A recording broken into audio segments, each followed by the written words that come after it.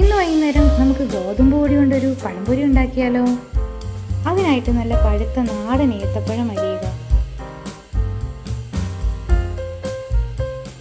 കുറച്ച് ഗോതമ്പ് പൊടി, അതിലേക്ക് അല്പം എള്ള്, ജീരകം, മഞ്ഞൾപ്പൊടി, ഒരു നുള്ളു ഉപ്പ്, ആവശ്യത്തിന് വെള്ളവും ചേർത്ത് നന്നായി ഇളക്കുക. ഈ കാണുന്ന പോലെ നന്നായി ഇളക്കുക. ഒരു ചീനിച്ചട്ടിയിൽ അല്പം എണ്ണ ഒഴിക്കുക.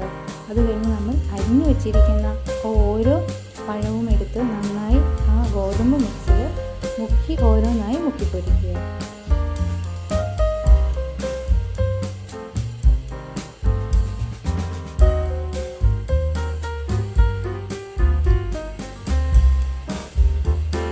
ടേസ്റ്റിയും ഈസിയുമായിട്ടുള്ള ഒരു 4 മണി പലഹാരം ഇവിടെ റെഡി ആയിട്ടുണ്ട്.